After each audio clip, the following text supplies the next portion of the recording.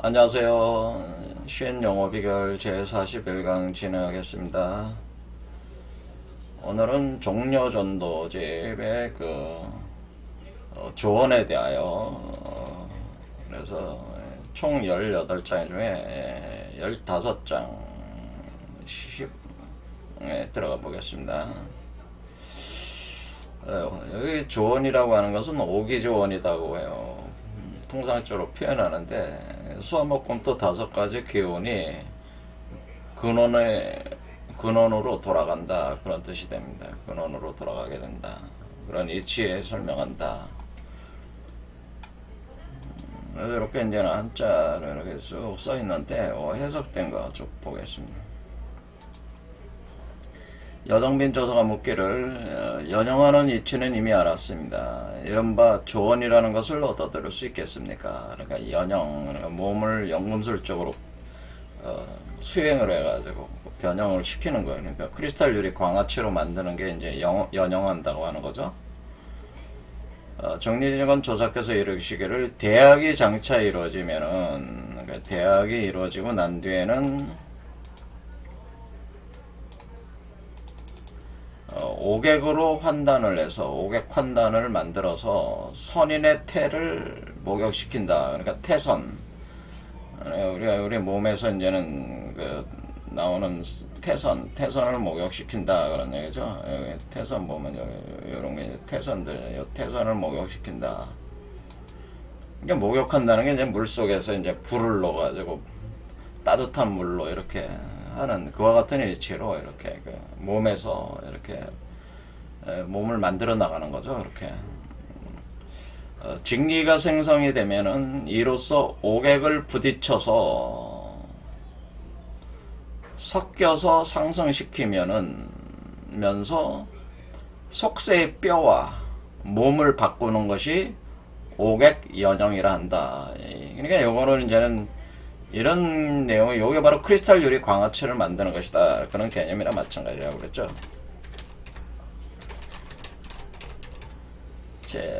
크리스탈 유리 광화체를 만드는 것이 오객 연영이다 라고 하는 거예요. 오객 연영은 다른 말로 크리스탈 유리 광화체 만드는 것이다, 이렇게 보시면.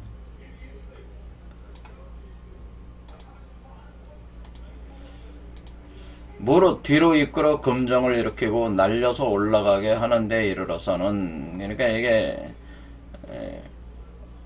여러분의 하복부 쪽에서 바로 이거 만든 뒤에 이렇게 뒤로 올린다는 거는 이렇게 날려서 올린다는 거는 요 동맥을 따라서 척추를 따라서 올리는 걸로 이걸 주후비금정이라고 합니다. 근데 금정을 날려서 올린다. 여러분의 이렇게 동맥을 따라서 뒤를 따라서 날려서 올린다. 이게 날아가는 거라는 거죠. 이렇게 날아 올린다라는, 머리 상단전으로 올리는 건 주비금정 과정이다. 중요한 과정이라고 그랬습니다. 너는 주비금정.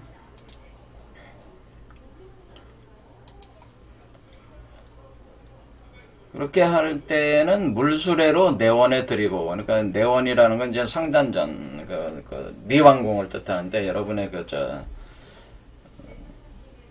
송가샘, 그죠?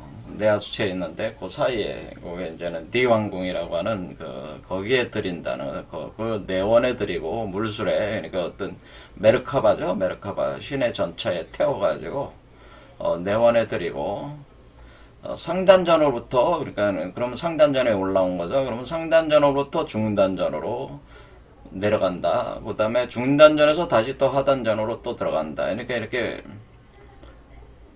결국에는 이거 자체가 이렇게 올린 뒤에 이렇게 계속 돌리다가 결국 이렇게 내린다는 거죠. 이렇게 다시 내려온다는 거죠. 내려오게 한다. 대학을. 그리고 금액으로 환단해서 그렇게 된 뒤에 이제 금액 환단을 해서 금사라는 금모래라고 하는데, 그래서 우리가 이 금사가 이제 금모래. 그러니까 제가 모래가 보면은 제가 말씀드렸듯이 이 모래라고 하는 거. 그래서 우리가 불과 지금 금강반야바라밀경 이렇게 제가 할 때 거기 나오는 게 뭐야? 항아사라는 표현만 항아사라는 게 항아사. 여러분들 금강반야 바라밀경에 항아사에 모래, 항아사 해가지고 그 모래 얘기가 나오죠. 항아사. 그 항아사와 여기가 금사죠.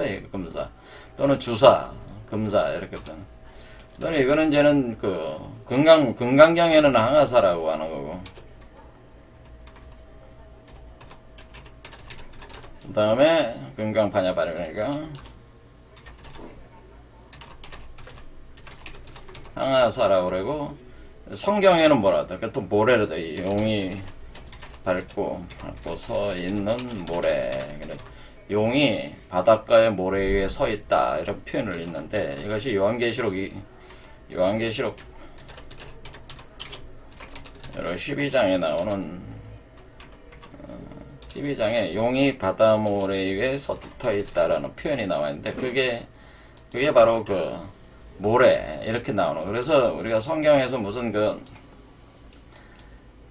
사막을 이렇게 거쳐가는 거잖아요. 그러니까 이게 피라미드도 사막에 있잖아요. 그러니까 이 사막이라고 하는 개념이 이렇게 모래라는 개념 이거를 투영을 해서 이렇게 만든 겁니다. 그 피라미드를 거기다가 사막이라는 모래라는 개념 때문에. 이게 금사들이 나오니까 이 금사들이 바로 항아사와 같은 바다에 용이 밟고 서 있는 모래와 같은 그런 상징적인 표현으로 표현하는 거죠. 이제 금사를 단련하면 그렇게 금사가 달리면 금액 판단이 되면 어떻게 되는 거예요? 금사들이 이제 단련이 되면 그러니까 생성이 되면 많이 생성이 되면은 오기가 조언한다. 그때 오기가 조언하고 세양, 삼양이 정수리에 모인다. 이것이 바로 기를 단련해서 신을 이루는 것이니, 그러니까 연기화신 한다는, 연기화신. 그렇죠. 우리가 연정화기, 연기화신, 연신환호, 연호합도, 이렇게 정기신, 그 다음에 허도, 이렇게 순서가 이렇게 요즘에 들어서는 이렇게 이제 많이 구분하는 거죠. 그래서 연기화신이 되는 연기화신. 그래서 기를 단련하여 신을 이루는 게 되는데 이는 단지 연영하여 세상에 머무는 것만이 아닌 것이다. 그러니까 우리가 연영하여서 크리스탈 유리 강화체를 만드는 것만으로도 이 세상에서 오랫동안 살 수 있지만은 궁극적으로 우리가 몸 밖에 몸을 만드는 거, 양신 출퇴하는 것이 목표니까 바로 이렇게 금단으로 환단을 하고 오기조언을 해야지 해서 새 양이 정술에 모여서 여러분의 천문 머리를 뚫고 나와야지. 그래야 그게 이제 최종적인 천선이 되는 거죠. 그러니까 연영만 해가지고는 몸을 크리스탈 유리 강화체로 만드는 것만으로는 크리스탈 유리 강화체만 만드는 건 뭐예요? 지선이 되는 것이고 천선, 하늘의 선, 천선이나 대선, 대라신선이 되려면은 바로 연신환호해야 되고 연호합도해야지 된다고 하는 거죠. 연신환호를 하면은 천선이 되고 연호합도하면 대선이 된 대라신선이 된다네. 이건 지선, 연신하는 지선이다. 연신환호하면은 천선이다. 이렇게 표현하네. 그 다음에 연호합도하면은 대라신선이다. 그 다음에 연정하게 하면 인선이다. 이렇게 표현하는 이렇게. 그러니까 우리가 이런 식이 된다는. 그래서 이 세상에 머물러 연영만 연영만 해서 이 세상에서 계속 오랫동안 살 수는 있다. 그렇지만 그렇게 머무는 것만 아니고 이른바 조언이라고 하는 것은 오기조언이라고 하는 것은 이 고금에 아는 이가 드물다. 이 오기조언이라는 걸 아는 이가 드물다. 진실로 혹 그것을 알더라도 이렇게 성현들이 발산하지 않았는데 이것은 곧 참된 신선을 대성하는 법이다. 그래서 묵묵히 감춰진 비밀이다. 감춰졌던 비밀인데 진실로 삼청의 은밀한 일이며 말을 잊어버리고 상을 잊어버리는 현묘한 가르침이다. 오기조언이라는 게 바로 이와 같이 그러니까 신묘한 감춰진 비밀이었다고 하는 거죠. 물음도 없고 답함도 없는 묘한 이치이기 때문인데 그대의 뜻이 독실하지 못하여 배움이 전일하지 못하고 마음이 편안하지 못하여 물음이 절실하지 못한데도 가볍고 쉽게 말한다면은 도리어 나는 성인의 기미를 누설하는 허물을 더하게 되니 피차에 각각 무익하게 될까 두렵다. 이 오기조원을 지금 종리건이 자신의 제자인 여동빈에게 얘기하기가 이게 만약에 함부로 이렇게 말살할 얘기가 아닌데 이게 그 뜻이 확실해야지 전수할 수 있다 그런 얘기죠. 여동빈 조사가 말하기를 처음에는 진선을 깨닫고 큰 도를 알았습니다. 그러니까 참된 신선이 무엇인가를 깨달았다는 거예요. 그렇죠. 우리가 인선, 지선, 천선, 대라신선으로 나가는 그 신선이라는 게 하나의 과정만 있는 게 아니라 이렇게 상승하면서 이렇게 돼 있다는 걸 알았고 큰 도를 알았다. 다음으로는 시우를 알아서, 시우라는 건 어떤 때에 따라서 이 절기에 의해 가지고 이 그 어떤 과정, 메커니즘이 있다고 하는 거죠. 프로그래밍 된 메커니즘에 따라 이렇게 진행이 되는 거예요. 때에 따라서. 이것을 때에 따라서 이런 작용들이 일어난다. 어떤 특정한 작용들이 일어나는 절도가 있어서 어떤 프로그래밍에 따라서 이렇게 진행된다는 것을 알아서 천기를 통달했고, 그리고 하늘의 깃틀에 통달했고, 하늘의 깃틀이니까 지금 두 개의 수레바퀴로 돌아가는 그런 이치에 통달했고, 수화의 진실한 근원을 구별해야. 수화라는 게 물과 불에, 그러니까 물과 성령으로 거듭나지 않으면 영원히 거듭나지 않으면 구원이 될 수 없다고 하는 그런 개념처럼 이렇게 물과 불은 성령의 불이니까 이 물과 불의 진실한 근원을 구별하여 용호가 간과 폐에서 생하지 않는다는 것을 알았으며 빼고 보태는 큰 이치 바로 추연 처몽의 이치를 살펴서 연홍이 그러니까 납과 수운이 감계와 이계가 아니라는 것을 알았고 오행전도술에 대해서도 이미 가르침을 받았다라고 하는데 근데 이 오행전도술이라고 하는 거는 여기 보면은 우리가 용호교구 현상에서 오행전도술 용종 화리출 해가지고 이거는 오행전도의 어떤, 전도한다는 건 이게 뒤집어진다는 거예요. 180도 뒤집어져서, 수화목금토가 확 뒤집어져가지고, 이렇게 반대로 돌아선다는, 반대로 돌아서 운행이 된다는, 그렇게 되면 오행전도술이 있다면 용이요. 화리출. 불이 있는 곳을 따라서, 화리출, 불이 있는 곳을 따라서, 태어난다네. 화리출, 용이, 나온다는 거죠. 오행전도술을 통해서 용이 나오고 오행불순행 해가지고 오행이 불순행 순행하지 않고 순행하지 않음으로써 뭐가 있냐면은 그것은 호향 호랑이가 수중생 물속에서 나온다 뭐 그런 뜻이에요. 그러니까 이것은 용호교구 현상에 대해서 이렇게 표현하죠. 용 있죠. 호랑이 이렇게 그래서 활용수호설이라고 해가지고 설명이 있었어요. 이런 식으로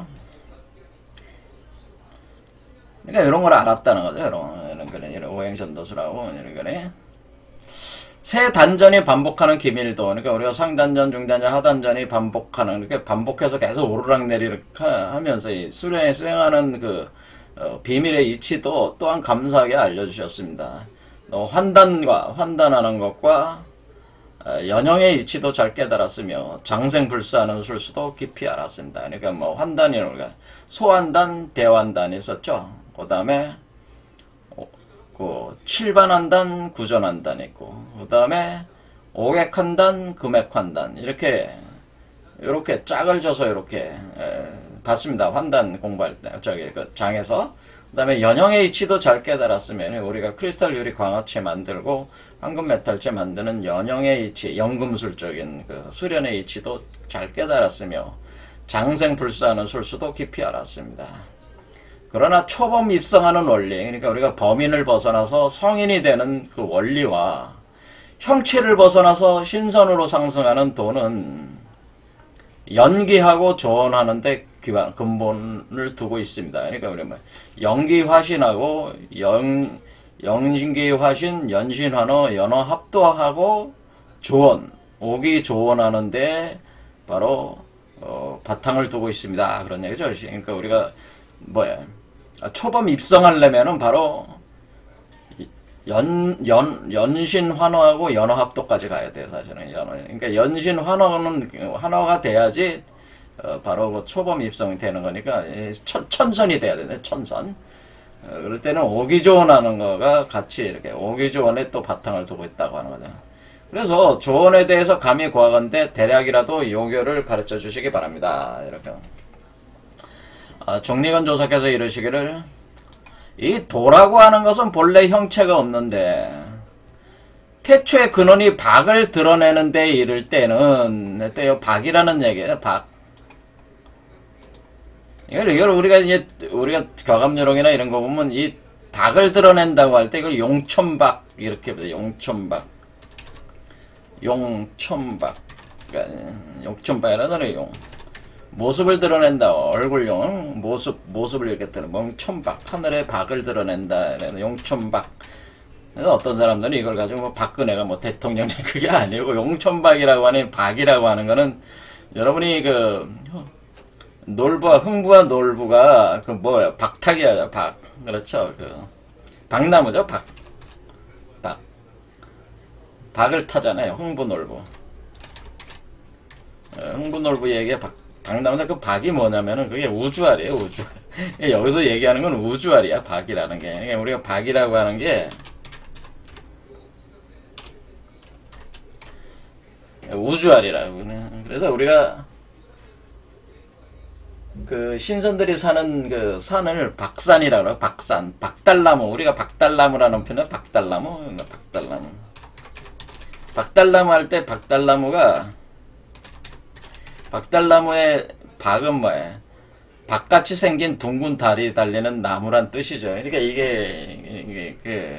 이게 우주알이라는 우주알이 열매, 우주알 그 우주알이 열매처럼 이렇게 달려 있는 걸 표현한 거거든요. 그래서 이 박을 드러낸다는 거는 태초의 근원이 박을 드러낸다는 건 태초의 근원이 우주알을 드러낸다고 하는 거죠. 우주알. 그러니까 이거는 이거는 우주의 씨앗이 태극이죠. 태극이 알이죠. 이게 드러낸데 이를 때에는 위는 맑고 아래는 탁함이 합하여 하나인 상태가 되었다. 그러니까 알이 처음 생길 때는 그 음양이 분리가 안 돼 있었다 그런 거예요. 그래서 태초의 대박이 나눔에 그러니까 대박이 큰 이 박이 쪼개져서 나눠질 때는 그 대박이 나눠질 때는 혼돈한 상태에서 혼돈지기가 갈라져 가지고 맑은 건 하늘로 되고 탁한 건 땅이 되어서 하늘과 땅 사이에 동서남북이 생기고 중앙과 함께 5방향이 벌어졌다.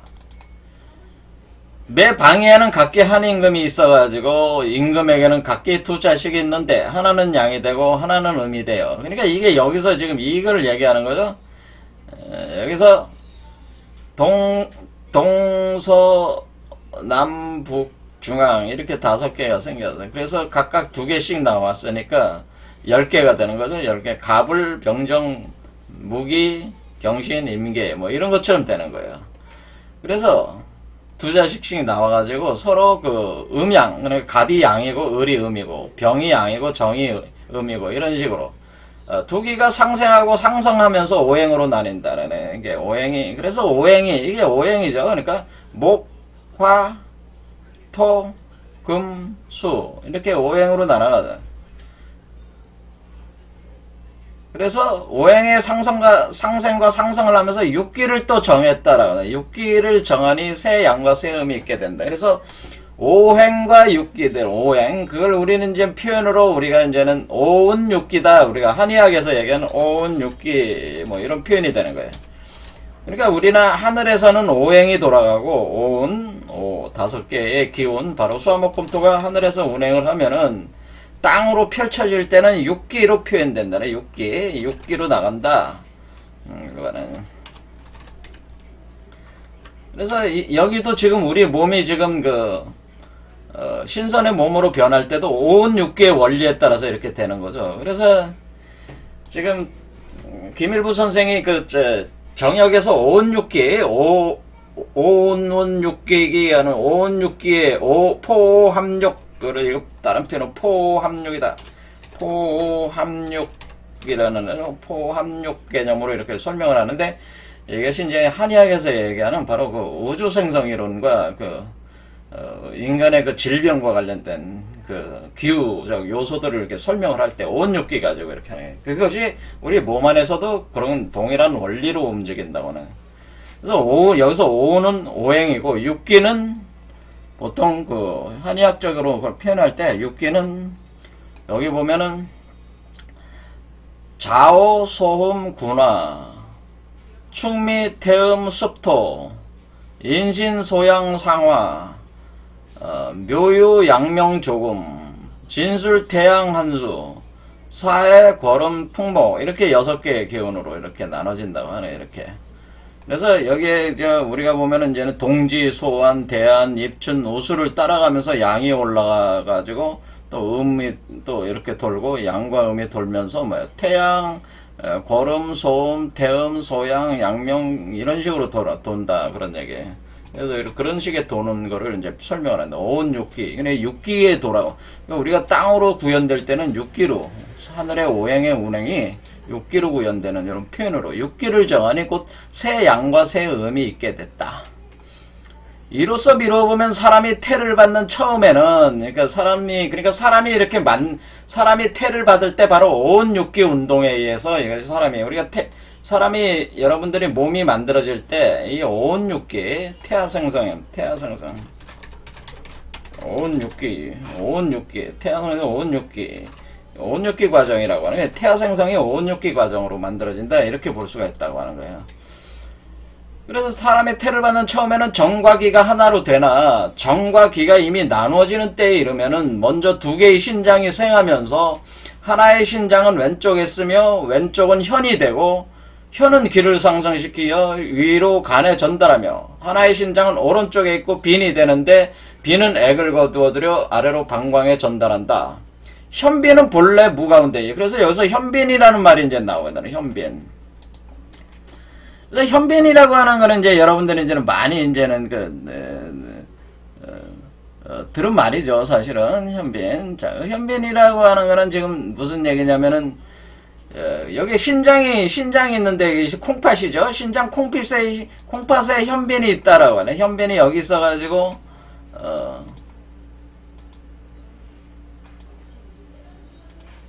여기 있다네 현빈. 그러니까 여기에 여기 보면 이제 현빈일규라고 하는 표현인데 현빈에는 하나의 구멍이 있다라고 하네. 현빈이 머무는 하나의 구멍이 일규가 있는데 여기 콩팥이죠. 콩팥에 보면은 여기가 바로 현빈일규다는 현빈일규. 여기가 바로 요거지. 여기 현빈이라고 돼서 현빈.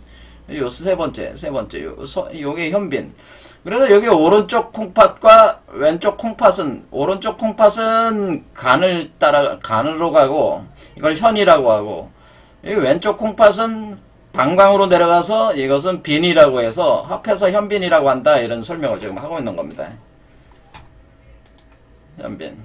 현빈 일규가 그런 구멍이 하나 있어가지고 여기서 이 콩팥으로 나가서 이렇게 위로 올라가고 내려가는 기운인데 요 현빈 일규가 중요해요. 여기가 그러니까 하단전 아니에요? 하단전 쪽. 그러니까 하단전 쪽이니까 여러분은 이제는 여기는 그 관원열이라고 보통 많이 하는데 일반적으로 관원 여러분의 하단전 배꼽 아래에 관원열 거기에 이제 하단전 거기에 콩팥 사이에 양콩팥 사이에 그 관원열이 있다고 하는 거예요. 그래서 그걸 현빈이라고 하게 되는데 현빈일규라고 하게 되는 거죠. 원래는 없다가 이제 생성이 되는 거죠. 우리의 그 차크라가도 원래 없다가 이렇게 활성화되듯이 활성화가 된다네.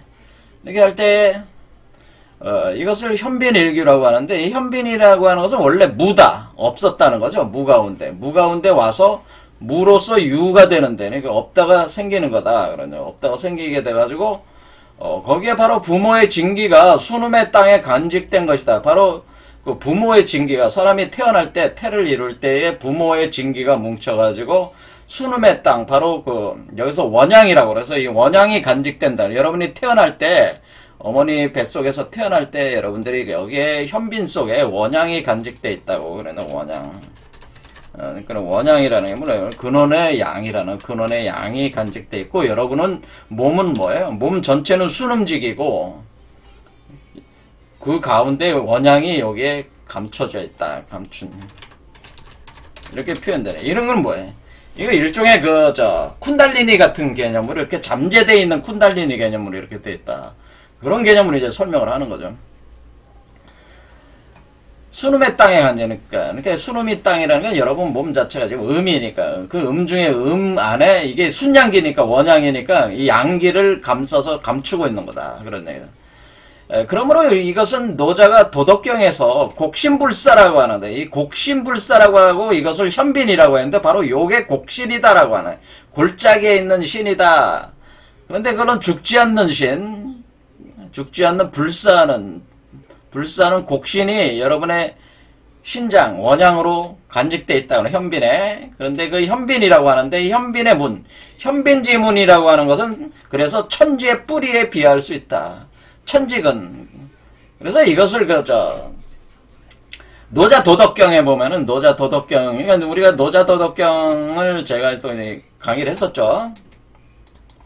제가 이제 조아TV 보시면은 여러분이 여기 무료 강좌로 돼요. 무료 강좌. 무료 강좌 중에 노자 도덕경에서 노자 도덕경 55장이나 제가 해놨어요. 근데 55장 했는데 아니 노자 도덕경을 81장 되는 그 내용 중에 이게 뭐 17장인가? 거기까지밖에 강의를 못했어요. 왜냐면 이게 워낙에 그 내용이 복잡하기 때문에 요 정도로도 제가 충분히 다 제 의도를 설명했다고 보니까 요 노자 도덕경을 한번 보시면 돼요. 그러니까 우리가 노자 도덕경에 노자를 뭐라고 원시천존이라고 그래요. 원시천존이 아니라 태상노곤이라고 하는데 이것이 바로 이분도 이제는 신선의 도를 도덕경으로 이렇게 기술해 놓은 거예요. 사실은 신선이 되는 이치를. 그래서 거기서 이 노자 도덕경에서 그 신선의 도를 그 공부하시는 분들이 가장 많이 인용하는 문장이 바로 6장에 있는 내용입니다. 6장. 그래서 6장에 여기 보면은 곡신불사 시현빈, 그러니까 곡신불사한다. 그러니까 곡신이 있는데 골짜기 신이 존재, 골짜기에 신이 존재. 이 골짜기는 뭐예요? 우리의 그 신장과 신장 사이가 골짜기다. 그런 얘기다. 그리고 우리의 신장과 신장 사이에 여기가 신장과 신장 사이가 골짜기인데 이 골짜기에 신이 있다. 그 양신, 바로 그러니까 양신이 아니라 그 원양의 신이 있다라고 하는 원양의 신이 있는데 그것이 바로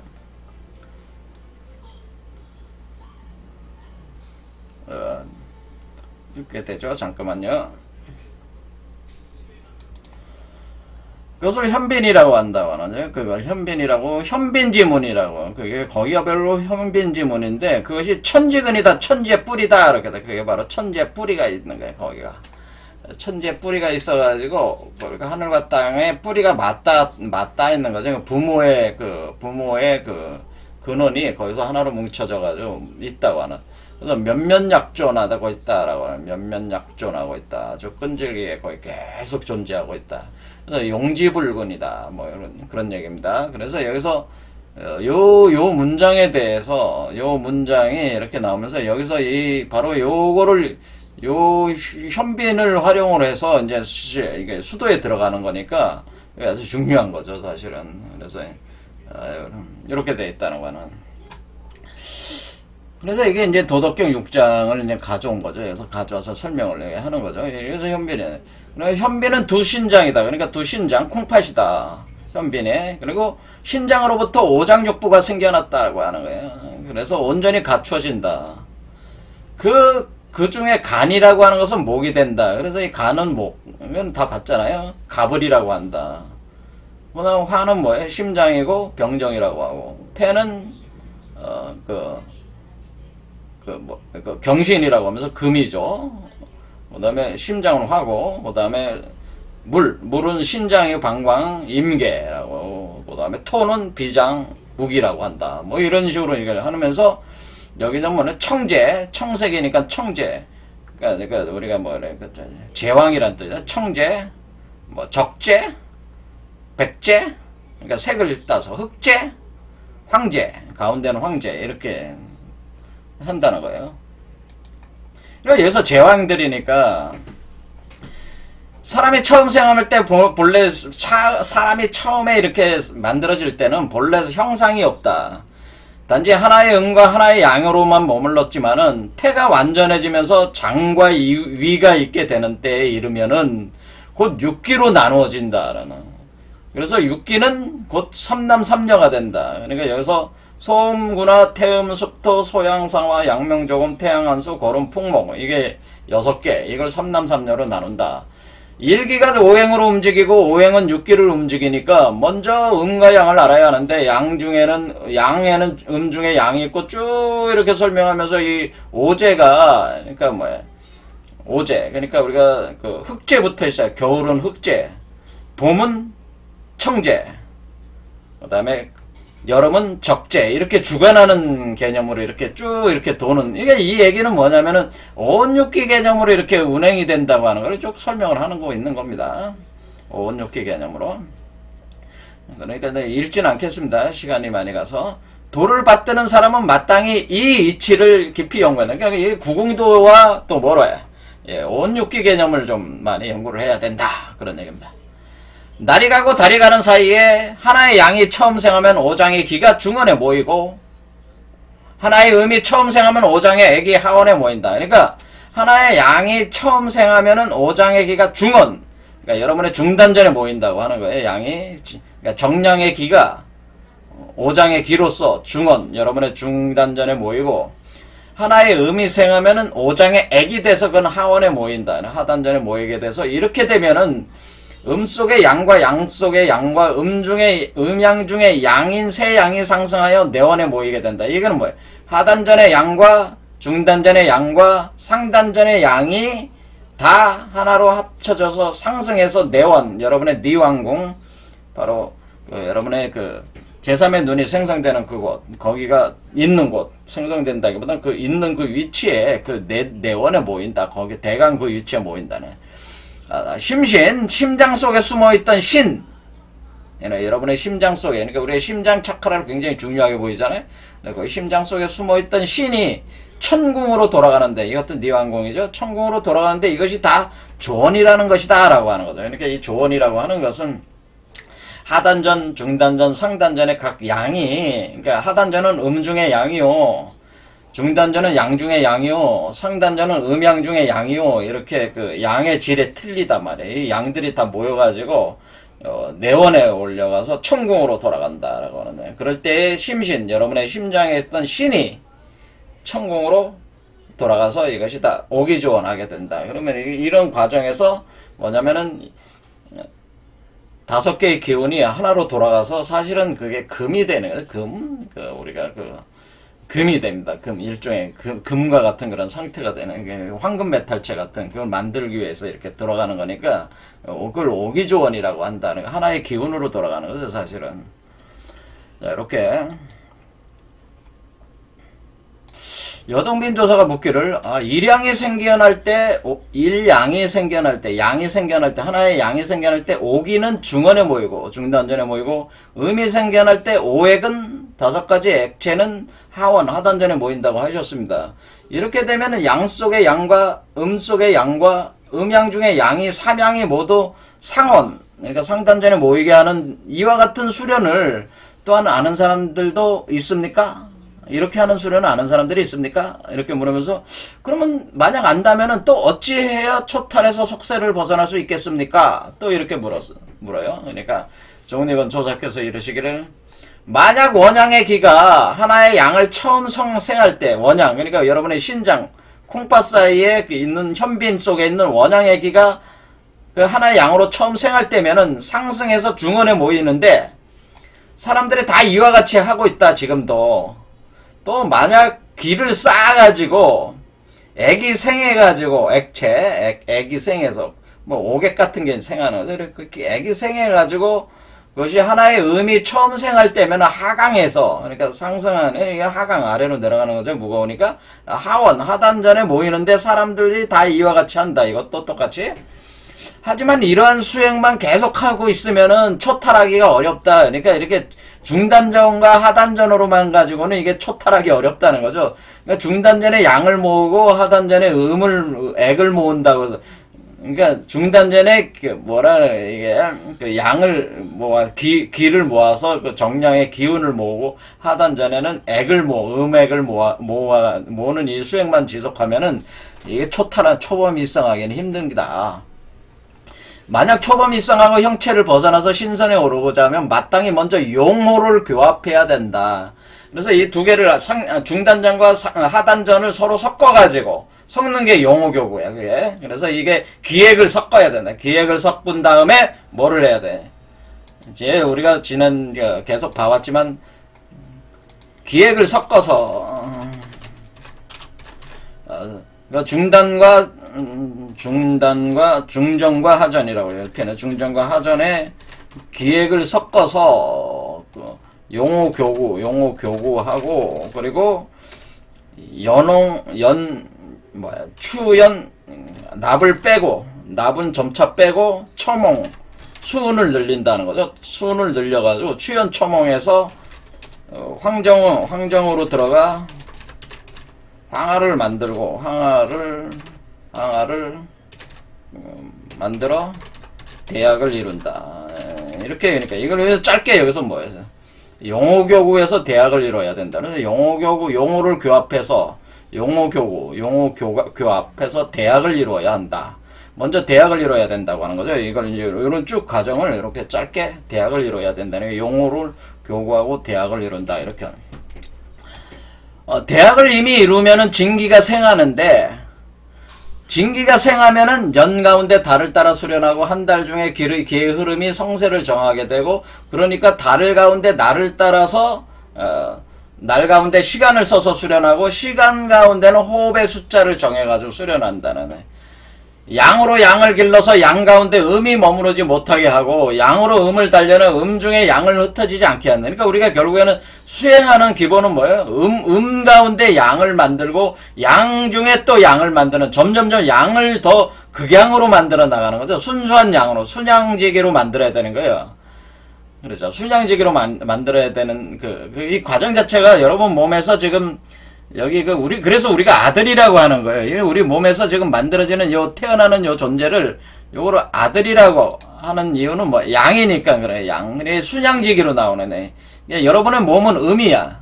엄마잖아. 엄마니까 음이니까. 여러분의 엄마 역할은 몸에서 순양을 계속 뽑아낸다고 하는 극도로 순양지기로 요거를 집중을 시켜서 만들어 나간다. 그런 얘기죠. 무릎 봄에는 간이 왕성하고 이렇게 쭉 여름에는 심장이 왕성하고 이렇게 이것은 이 봄, 여름, 가을, 겨울이라고 하는 그런 개념을 이용해서 우리 몸에서 지금 오운육기가 돌아가고 있으니까 오운육기는 봄, 여름, 가을, 겨울, 동서남북 그렇잖아요. 그거에 따라 가지고 그게 이제 주관하니까 오운육기 개념으로 이렇게 운영해야 된다는 걸 쭉 설명하고 있는 겁니다. 여기 내용. 그러니까 읽지 않겠습니다. 내용이 많아서. 아무튼 요 개념은 다 뭐냐면은 우리가 요 구궁도라든가 그다음에 이 육기적 어떤 운행으로 이렇게 하나의 그러니까 우리 몸 안에서도 하나의 그 기운에 돌아가는 것이 이런 이치에 따라 돌아간다고 하는 것을 설명을 하는 거죠. 그렇죠? 자, 여기 왔습니다. 만약에 월과 일과 시에 따라 가지고 이 삼양이 이미 모이면은 이렇게 이런 과정을 거쳐서 모이면은 마땅히 양을 단련해서 음이 생하지 않게 해야 된다. 이렇게 순양지기로만 누차 얘기하지만 아들이라고 제가 해요. 아들. 그런데 그 아들이 다시 또 뭐가 되면 또 음을 또 만들어요. 그러니까 그 양에 합당한 음을 또 만들어서 양성동체가 되는 거기 때문에 이 기운이 그러니까 나중에는 그러니까 먼저 그 음에서 양을 만든 뒤에 그 순양직이 맞는 걸 토대로 그 양에 비견되는 음을 만들어 가지고 그 몸을 형성하는 거란 말이에요. 이렇게. 그러니까 이게 먼저 순양지기가 된 뒤에 그 순양에 맞는 순음을 또 생성해 가지고 또 이렇게 하는 개념이다. 그래서 여기서는 순양을 먼저 만드는 걸 얘기하는 양을 다니는 음이 그러니까 여러분의 몸 안에 있는 음이 더 이상 없게, 그러니까 이 아들의 몸, 그러니까 여기 한마디로 신태에 음이 없게 순양으로 이렇게 만들어 나가야 된다. 만약 월일시에 새 음이 이미 모였으면 마땅히 양을 길러라. 양이 흩어지지 않게 해야 된다라고는. 다시 진기가 생하면 순양의 기로, 바로 이 순수한 양의 기로 오장의 길을 단련하면서 쉬지 않고 나아가면은 본래의 색을 벗어나서 일거의 천지에 바로 니왕궁에 여러분의 상단전에 도달하는데 비로소 음이 없어지고 아홉강에 풍랑이 없게 된다. 구강이라고 하는 것은 지금 여러분의 이게 9개잖아. 9개 칸에 구주라고 하기도 하고 여기 9개의 또를 구강이라고 하는데 여러분의 몸이 구음으로 되면 구강이다 이렇게 표현하는 것이다 생각하시면 되네. 여러분 몸에 있는 물들이다 그렇게 생각하시면 되는 거죠. 물줄기들. 그러니까 기경팔맥을 흐르고 있는 그 물줄기들의 풍랑이 없게 된다. 그러니까 순수한 양을 이루게 되면 뭐야? 몸속에는 흙들이 진흙들이 순수하게 다 태워져가 순양지기로 변하면은 이렇게 뭐야? 잔잔해진다고 하는 거죠. 잠잠해진다. 풍랑이 없게 된다. 더 이상.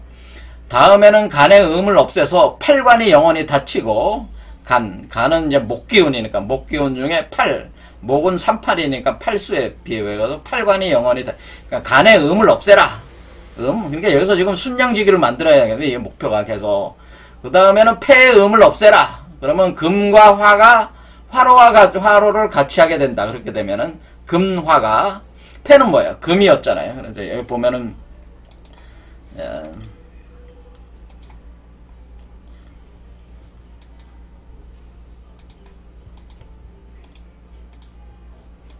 여기만 간은 38목이잖아. 38목. 그래서 팔목이라서 팔관이라고 하고 폐는 뭐예요? 사구금이란 말이야. 폐는 사구금인데 금과 화가 화로를 같이 한다. 화로라는 게 뭐예요? 금이잖아요. 금을 뭐 금속으로 만들잖아요. 그래서 화로를 같이 하고 다음에는 비장의 음을 없애면 토잖아요. 그래서 옥호가 열리지 않으며 이 옥호라는 건 여러분의 음부 그러니까 남성의 성기와 여성의 성기가 더 이상 저기를 안 한다는 거죠. 작용을 안 하게 한다는 거죠. 그러면 다음에는 진기가 상승해가지고 네 가지 기를 모아 하나가 된다. 설령 금액이 하강하더라도 한 잔의 물로는 술에 실린 집더미에 붙은 불은 끌 수가 없는 것과 같다. 그러니까 이 불이 활활 타오를 때, 그러니까 불을 태우는 건 뭐 몸을 태우는 거 주천하고 시키는 거는 뭐예요?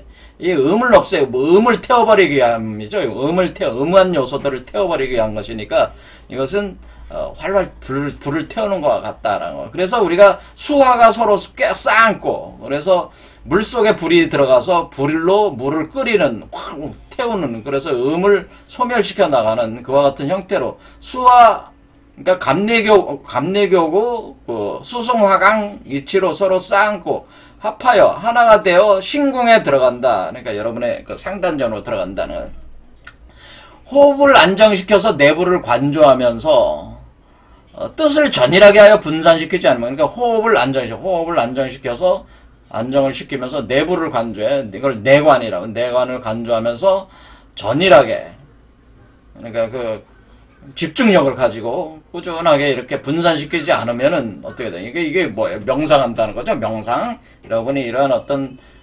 지관수련법으로 이렇게 명상을 계속 관조하면서 이렇게 수행을 해 나가면은 정신과 의식이 함께 묘해지고 고요한 가운데서 항상 음악 소리가 들리면서 꿈과 같지만은 꿈은 아닌 것과 같이 허무한 경지에 이르게 된다. 아름다운 경치가 속세에 비할 수가 없는데 변화하고 화려함이 인간 세계보다 월등하고 그 누대와 궁궐의 푸른 기와에는 안개가 엉겨 있으며 진주와 비취에 진주는 하얀 진주 뭐 여러 흑진주도 있고 여러 진주가 있는데 비취는 뭐예요? 비취는 옥이라고 볼 수 있는데 옥하고는 근본적으로 다른 보석이죠. 아주 초록색으로 빛나는 비취와 아름다운 비단들이 늘어서 있고 향기로운 냄새가 가득한 것들이 나타난다. 이러한 때를 일러 곧 내원에 올랐다고 한다라고 하는 거예요. 이렇게 되면은 그래서 양신이 바야흐로 모이게 되니 상단전으로 돌이켜서 신을 단련하고 신선을 이루어 큰 도에 합한다. 그래서 연어합도 한다는 거죠. 연신환어하고 연어합도 한다. 그런 뜻을 이렇게 표현한 거죠. 한번 천문을 치면 정수리혈, 천문은 지금 정수리혈을 얘기하는데 정수리혈 그렇게 돼가지고 여러분이 상단전에 와서 정수리를 딱 치면은 한번 딱 치면은 그래서 뭐예요? 우리가 석가모니불이 예전에 그 자기 재산 자신의 제자들의 뭐 정수리를 항상 이렇게 어루만지잖아요. 정수리를 치고 나오라는 거거든요. 이게 정수리를 이렇게 어루만져 항상. 정수리에서 나와라. 그런 뜻이에요. 그러니까 정수리를 치면은 금빛 광채 속에 법신이 나타나고, 그러니까 이게 법신, 그러니까 이게 화신불이 법신불로 나타나는 거랑 같죠. 금강반야바람 이렇게 법신불이 나타나고, 법신이 나타나고, 몸이 나타난다는 거죠. 금빛 광채 속에 법신이 나타나는 게 뭐, 이걸 제가 황금 메탈체라고 하죠. 금빛 광채 속에 법신, 여기 몸신자잖아요. 몸이 나타난다는 뭐네. 황금 메탈체가 나타납니다. 황금 메탈체. 그래, 연역만 하면은 크리스탈 유리 광화체가 되는 거지만은, 이렇게 오기조원해가지고, 이렇게 사막 추정해서, 여러분의 천문을 뚫고 나오면은, 그것은 금빛 광채를 바라는 그 법신으로, 황금 메탈체로 양신이 출퇴한다네. 양신 출퇴하게 되네. 그리고 이 법신이 어디 있어요? 아름다운 꽃 속에 있다고 하는 거죠. 아름다운 확 피는 여러분의 머리 위에 우리가 그림을 그릴 때 여기 항상 이렇게 이게 꽃들이 피었잖아요. 꽃들이 피는 연꽃 속에 뭐가 있는 거예요? 연꽃 속에 연꽃처럼 빛을 발하는 그 꽃처럼 확 빛을 발하고 있는데 그 꽃 속에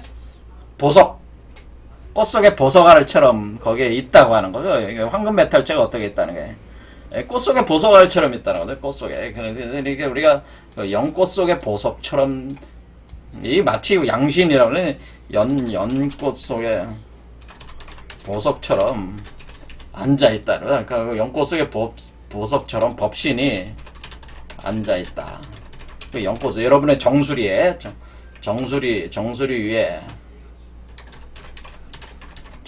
위에 뭐 연꽃이 피고 확 금빛 광채의 연꽃이 피면서 연꽃 속에 보석처럼 앉아있다, 이런 표현이 되네.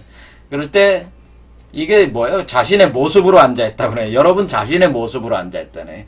그러니까 다른 사람이 아니라 여러분 자신이라고 하는 거죠. 여러분 자신의 모습으로 법신이 앉아있는데, 허공에 그렇게 올라가는 것이, 여러분의 머리 위로 올라가는 것이 평평한 강물을 밟는 것과 같고, 평평한 강물을 밟는 것과 같다는 거예요.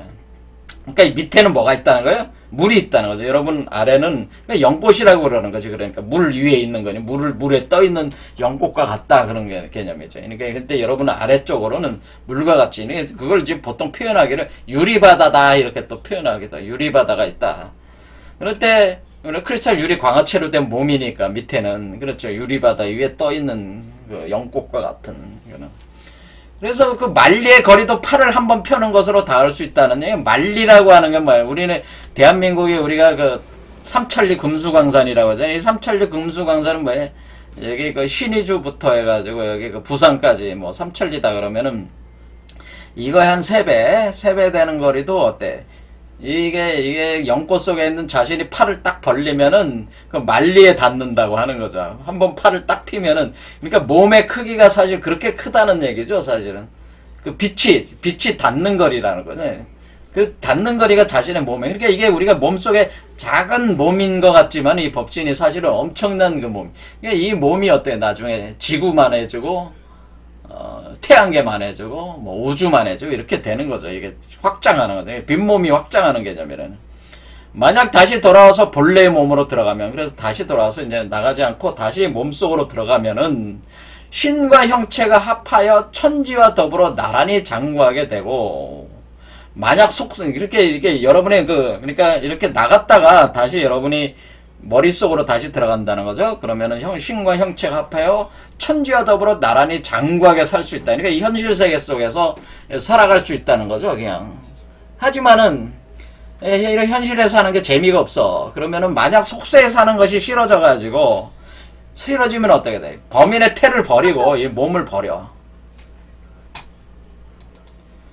그리고 십주로 돌아간다고 하는, 십주는 뭐 십지보살, 십무국의 상태에 들어간다는 거죠. 십무국 상태. 자, 십무국 상태. 이 십주라는 게, 십이라는 건 뭐야? 십주. 십무국이라고 하는, 십무국. 십지보살.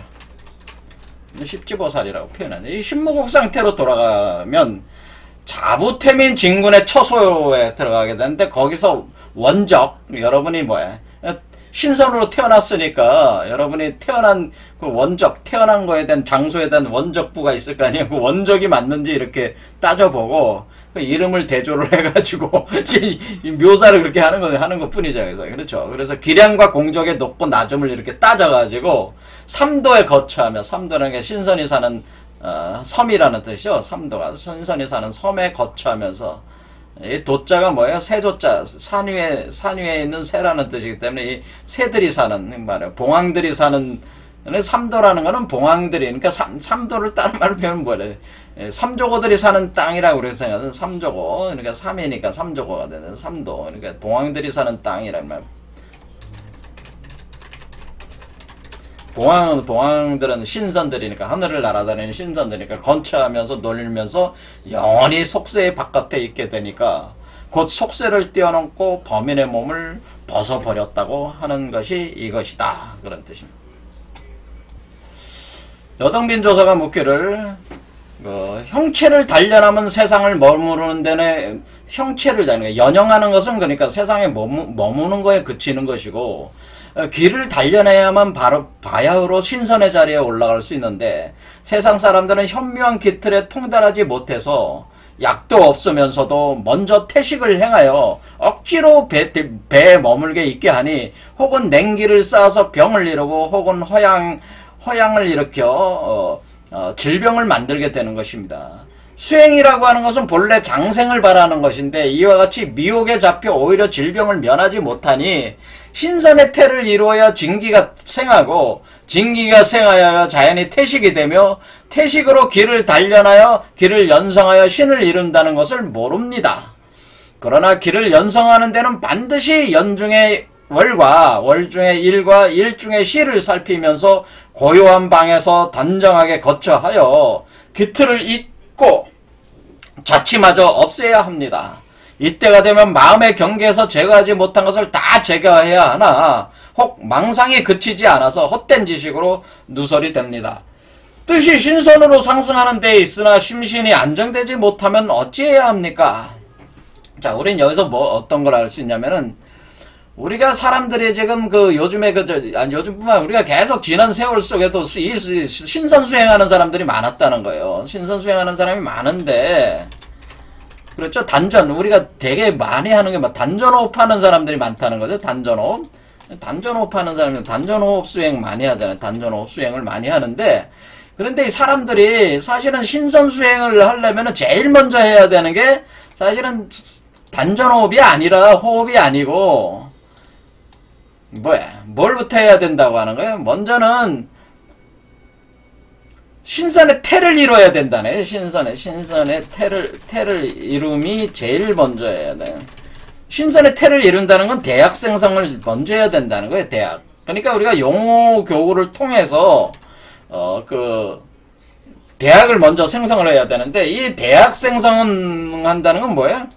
대학이라고 하는 건 신인합일이잖아요. 신인합일. 그러니까 용어교구 한다는 건 사실 신인합일이란 말이에요. 그러니까 신인합일을 통해서 신선의 태를 이뤄야 되니까, 태아의 알을, 수정란을 먼저 만들어야 하잖아요. 신인합일을 해야 되는데, 근데 사람들은 신인합일 할 생각만 그거는 안 하고, 그냥 단전호흡만 앉아서 하고 있으니까, 그렇게 되면은, 억지로 사람들이 이런 대학도 없으면서, 그러니까 이런 신선의 태도 없으면서, 거기 억지로 호흡 수련을 자꾸 하니까, 억지로 태식이라고 한다고 하면서, 억지로 호흡을 해서 배에다가 기운을 머물게 하니까, 이게 자꾸 냉기가 쌓여가 돼서 병이 나게 되고, 또는 자꾸 불만 넣어가지고 하니까, 자꾸 불이 허해져가지고, 질병을 만들게 돼. 그래서 이게 단전호흡으로 인해가지고 단전호흡으로 병을 얻는 사람이 부죽이시다. 그러니까, 우리가 이 수행을 하는데 제일 중요한 게 뭐예요?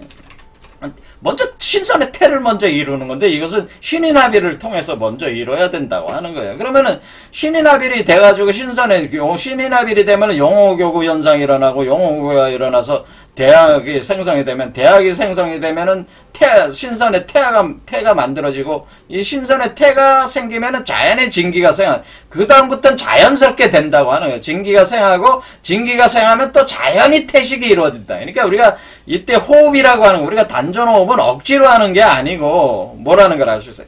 이 태식 호흡이라고 하는 거는 우리가 이 태아가 신선의 태아가 생겼을 때 이 신선의 태아가 하는 호흡이 태식이라고 하는 거죠. 이 신선의 태아가 하는 호흡이 태식이기 때문에 신선의 태를 만드는 게 제일 중요하다고 하는 거예요. 근데 이것도 모르고 무조건 그 앉아가지고 단전호흡 한다고 되는 게 아니다. 그러다가는 병만 얻게 된다. 그런 얘기죠. 그런데 아무튼 이렇게 앉아가지고 수련을 할 때 온갖 그 망상들이 떠나지가 않는데 이렇게 하면은 어떻게 이런 것들을 제어할 수 있겠습니까? 이렇게 물어본 거죠. 할 때 교합하는 데는 교구하고 교합하는 데는 각기 때가 있고 수행하는 데도 각기 법이 있다.